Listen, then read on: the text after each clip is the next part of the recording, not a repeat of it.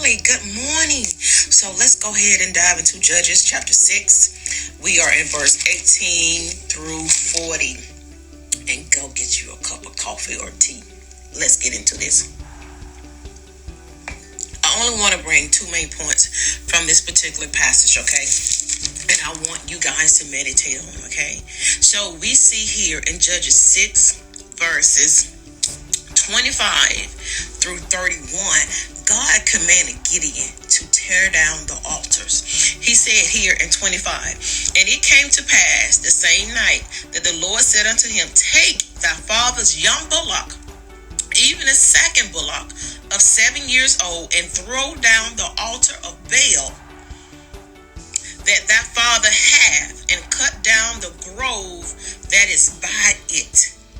Now listen, it's time for you to throw down those altars, those idols that you have set up, your father's idols, your mother's idols, generational curses, generational covenants that your forefathers have brought into your family, or you have brought into your life, into your heart. It's time to throw down those altars. It's time to throw down, cut down those altars of Baal. So I want you to think about those altars that you have placed in your heart, those altars that you have set up in your heart. I want you to think about those covenants that you have made to devils.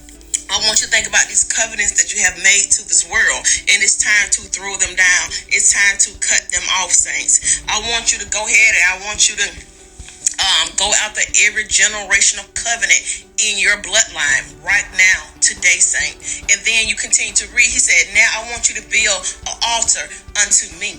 You can't call yourself building an altar unto Yahweh and at the same time worshiping devils, at the same time worshiping the flesh, at the same time worshiping this world. It's time to throw down, cut down these altars that you have set up in your life. And remember, and when Gideon did that, he did it afraid, but he did it in the night. So you need to go ahead. You need to be that family revivalist. God have called you to revive your family. It's time to step out. It's time to do these things that God have called you to be. Call you to do in these last days, in these last time to tear down these generational curses. It's time to tear down these generational covenants over your family life. And you're wondering why things are happening in your life, because you have a blood covenant with the devil. Come on, saints. It's time for you to stand up and be that family revivalist in your home, in your community, in your bloodline today, saints. In verse 34 it says, but the Spirit of the Lord came upon Gideon, and he blew a trumpet. It's time to blow that trumpet.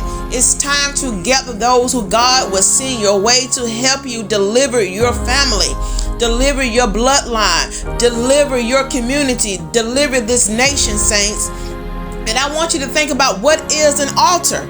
An altar is a place of sacrifice. An altar is a place of worship. So think about what you have set up in your heart, you have set up in your life, where you are worshiping that particular thing, that particular devil, that particular spirit. Think about the sacrifices that you are making to that particular entity. Think about that, saints. Think about what you have placed on your altar to sacrifice, what you have placed on your altar to worship. It's time to throw it down.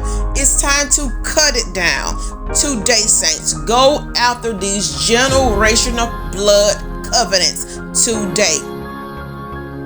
It's time to be that covenant breaker in your family. Covenants can affect bloodlines down to 4 generations, saints. It's time to be that covenant breaker, that family revivalist in your home. Tear down those altars. I'm going to keep repeating this. Tear down those altars. Tear down those groves. Physically, spiritually, emotionally, financially. Tear down those altars that you have set up. Those altars that separating you from Jesus Christ.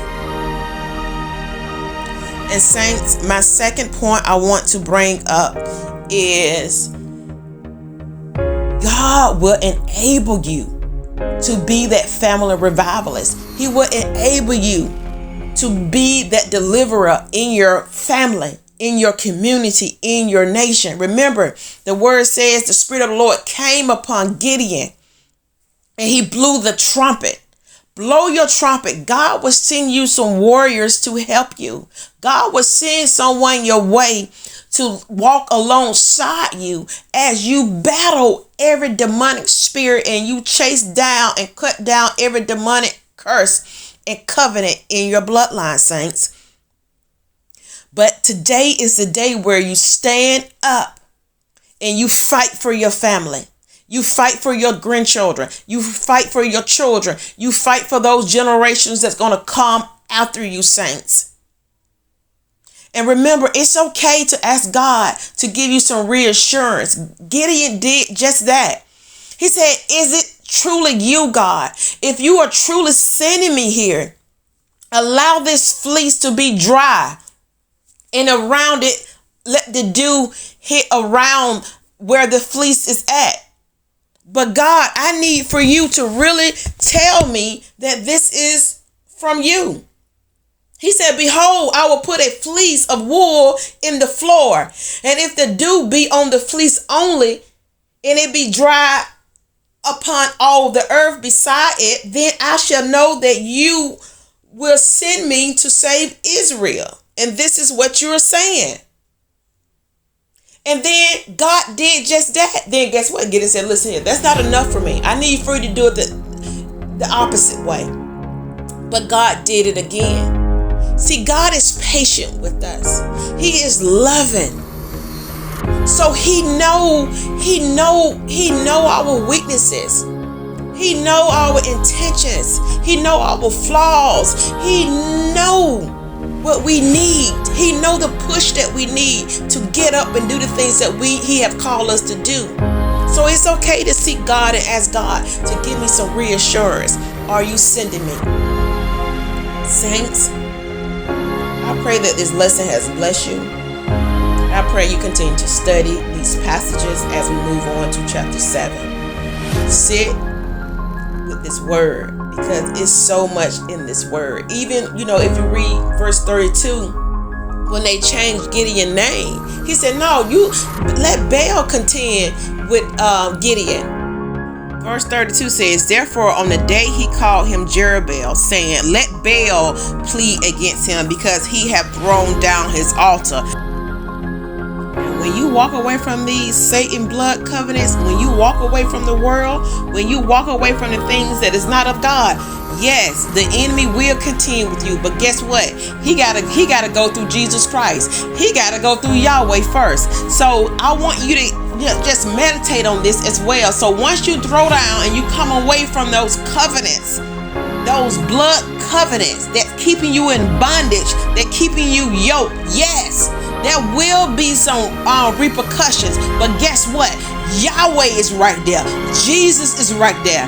You have walked into a new covenant, a new blood covenant, and that is with Jesus Christ, saints. So don't be afraid to throw down Satan altars, Satan covenants. Saints, I pray that you stand up and be that family revivalist today. Just like I told you earlier, covenants, blood covenants can affect generation after generation.